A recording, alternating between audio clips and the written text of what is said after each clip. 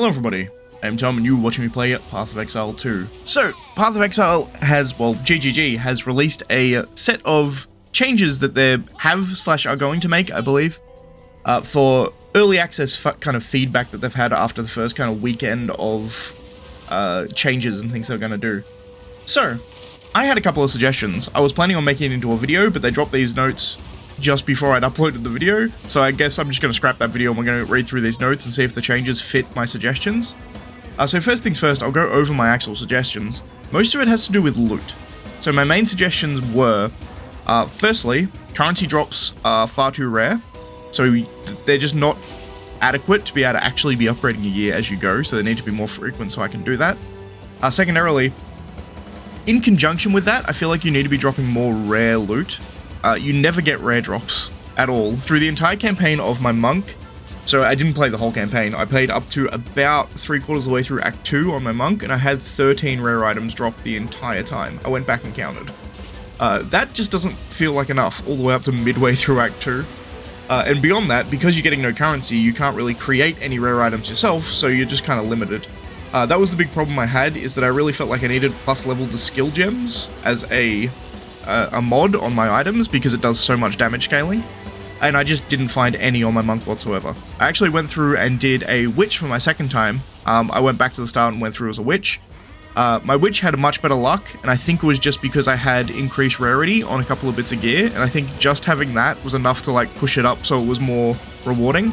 I think that baseline needs to be where I was sitting at like plus 20%, maybe even a bit higher than that, but like plus 20% rarity. I feel like that needs to be the baseline, and then that gets scaled up commensurately with the actual magic find stat, as it were. And the next thing is also chests. This kind of 2 points go into one here, but chests are not rewarding at all. I routinely had times where I'd open a white chest and literally nothing came out of the white chest. You open a magic chest, you get like one rare item and some gold. You open a rare chest, you get like 2 blues. It didn't feel good. And this kind of wraps into the fact that the maps are huge, and sometimes they just have dead ends that lead to literally nothing.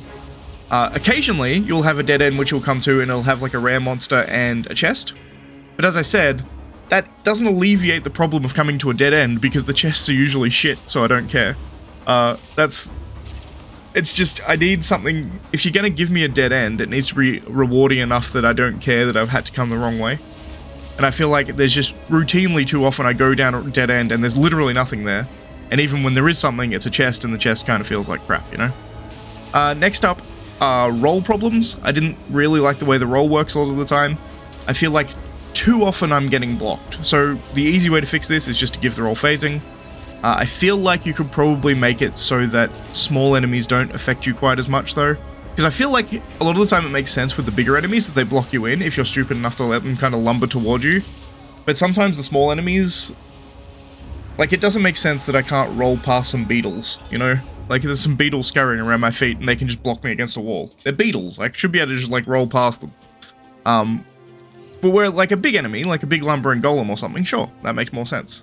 So I think they should probably adjust rolling a bit. And then my only other problem I had was, I didn't find this on my second character, actually, but on my first character through, playing melee on my monk, Sanctum was rough with the honor system, particularly the boss. Like, the actual Sanctum run itself was fine, but getting to the final boss, you need adequate damage to take him down quickly enough, because he just ends up putting these little volcanoes everywhere and they keep spewing, and the volcanoes never leave, so unless you're killing him fast enough, you're gonna lose your honor, and you're gonna die. So I feel like Sanctum just needs... It's fine, it just needs a bit of, like, retuning, such that it's easier for melee classes when they do it, I think, is the issue. My witch had no problem, I cleared it instantly. But yeah, that all my actual feedback. Now, I'm going to actually read the article itself and see what we have to say. So the first part, they come in, hello everybody, launch week has been a blast, we've really enjoyed seeing all of you get your hands on the game and finally try out the projects we've been working on for so long. But now that the launch weekend is over, it's time for us to look at the feedback and make some changes. There are lots of these coming. The list in this post are some of the things that we felt needed more urgently addressed. Some of these changes have already been deployed without a realm restart, others will be deployed in an upcoming patch. Dodge roll changes, well, immediately, that's something. Let's see, you'll be We'll be deploying the following changes in upcoming update. Player size is now set to 0 units while dodging, rolling instead of 1 unit. Some smaller monsters can now be pushed while dodge rolling. This includes monsters such as the Adorned Beetles and Keth. That's exactly the enemies I was talking about. It felt really weird that they could block you against the wall. They're literally beetles hanging around your feet, you know. This should result in being trapped less often. Note that you can still be trapped. A player's size of 0 can still not phase through monsters, but it will get through even the smallest gap between them. Okay. So if you have two monster hitboxes that are like overlapping, pushing you into a wall, you won't be able to get past, but if there's any gap in between there, you'll be able to roll through them. That's probably exactly the change I wanted. I was unaware whether they could pull that off, but apparently they can, so that's great. Checkpoint changes. Interesting. A lot of players have been reporting that it can be tedious to need to retread areas of maps in order to get back to objectives that they already found. We'll be deploying the following changes in an upcoming patch. Clicking on a checkpoint will allow you to teleport to other checkpoints in the area that you have explored on your minimap. Checkpoints have been added to all entrances and exits of zones to allow for teleportation. A checkpoint has been added to the midpoint of the first Dreadnought area. The Dreadnought was very long, so I guess that makes sense. We'll be making further adjustments to checkpoint positions as we continue to gather feedback. Interesting. So it's making it easier to jump between parts in the map. I guess that's kind of addressing my problem with map size to a degree. But that's only really if you die. It doesn't really address the fact that you still end up in these dead ends that kind of had nothing there. That's probably the bigger problem I have rather than the teleporting between checkpoints, but that's a nice quality of life. Either way, it's just not a problem I really was thinking about. Next up we have item changes. One of the major problems that players have been experiencing is feeling the game is not rewarding enough. Exactly correct.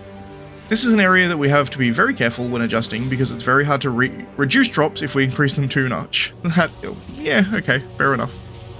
We have identified a few key areas that we believe will significantly improve the experience that players are having.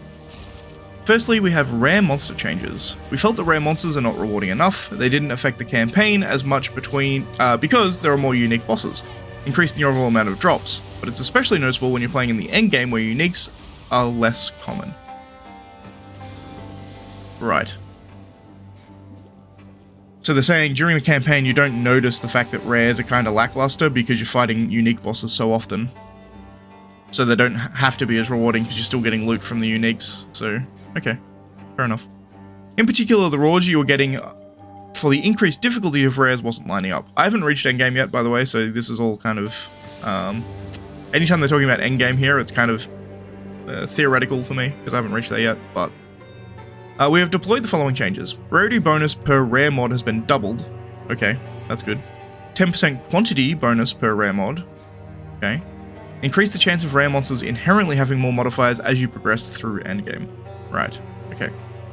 These changes will cause rare monsters' rewards to naturally scale up as you get higher levels because the number of mods a monster can have increases throughout the campaign and into endgame. In addition, many other forms of map juicing will indirectly cause rare monsters to have more mods as well, increasing the rewards of these other mechanics too. Also note the changes below to make sure each map has a minimum number of rares, which will also increase the average number of rare mods and thus increase drops further. Cool. This seems good. It's kind of hard to tell how much this will make a difference, although you would think rarity bonus and being doubled and 10% quant would be pretty noticeable. But we'll see. Currency changes. We felt the players were not getting enough of certain currency either in the early game or sustain adding mods to maps. Interesting, so it was bad at endgame too. See, I was having a lot of problems with it, but I thought maybe it was just campaign problems, but it seems like maps in endgame was actually a problem too. Interesting. We have deployed the following changes. Regal Orbs drop rates increased around 40%. Okay, that sounds good. It's probably what I would want. 40%. It might be enough. Honestly, you might be able to go even higher with the currency. I feel like drown me in a bunch of the basic currency so that I can craft as much as I want would be my my preference, but... disenchanting a 6 mod rare to give 2 Regal Shards instead of 1. Okay. That's fine, I guess. Doesn't come up a lot in campaign, but towards endgame I assume it probably comes up more. You're probably finding a full 6 modded rare more commonly. Lesser Jeweler Orbs drop rate increased around 33%. Okay. Reduce the drop rate of Chaos Orbs slightly as they are less valued and so that it doesn't consume so much of the rare currency drop pool. This causes currency such as Exalted Orbs to increase somewhat. Right. So I guess they have the way they must have them in like blocks of drop or tiers of drop, I guess. So you get a currency drop. It'd be like a basic currency drop, a magic currency drop, and a rare currency drop, probably. Gem Cutter's Prism's drop rate increased by 500%. Well, I've yet to find a Gem Cutter's Prism. Granted, I'm only in just in Act 3 of the game now. Gem Cutter's Prisms now increase quantity of gems by 5% instead of 1%. Okay, so this is a grand total of what? 25% increase of quality on gems? Like the ease of getting quality on gems? That's quite significant, so obviously it was pretty bad before. I hadn't reached the point where I was really worried about Gem Cutter's Prisms yet, but obviously I'm going to have an easier time than a lot of the people who got there early. Interesting. And then we have endgame stuff here, presumably with map mod changes. Like with rares, we felt the players were not being rewarded enough for the difficulty of being added that was being added by map mods. We have significantly increased the value of all prefix map mods. We've changed all map prefix mods, but some example changes that are deployed are rarity mods have been increased by 2.5 times. Quantity mods have an extra rarity added to them. We removed the bottom tier of some mods. Okay. They are much more likely to roll modifiers that affect drops of pack size rather than less useful mods. That affect drops or pack size rather than less useful mods. Okay. In addition, it has been identified that some areas have been affected by the increased number of monster packs mod as they should be. We'll be fixing this. We'll be fixing these maps to work correctly in a later patch. Unlucky drop protection. One of the major issues we have identified are outlier unlucky drops, quote unquote. A single unique boss dropping badly, especially early on, can significantly affect your character. That is very true. We have now deployed the following changes. No more than 50% of a unique monster's drop can be gold. Okay. Yeah, okay. Act bosses and map bosses will always drop at least one rare. Okay, that's quite good. So you're guaranteed a rare from a boss, and you're probably going to get more currency because you're limiting gold drops to 50% of their rare drop, if that makes any sense. The first of these changes is more significant than it first appears because players can't see the difference between a normal and a rare gold pile. You'll get more equipment and currency items which can take more advantage of the rarity increase that unique monsters provide. Okay, this makes sense. Yeah, because like getting more gold, technically good, but it doesn't feel as good when you kill a boss and you get like all gold, as opposed to getting items, which are definitely more useful. Click to move. There was an issue with click to move name locking. They've fixed it. That's fine. Endgame maps. A concern for players in endgame maps is accidentally missing rare monsters. In addition to many maps did not have the number of rare monsters they should have had. Making the following changes. Rare monsters now appear on the minimap when there are 200 monsters remaining instead of 50.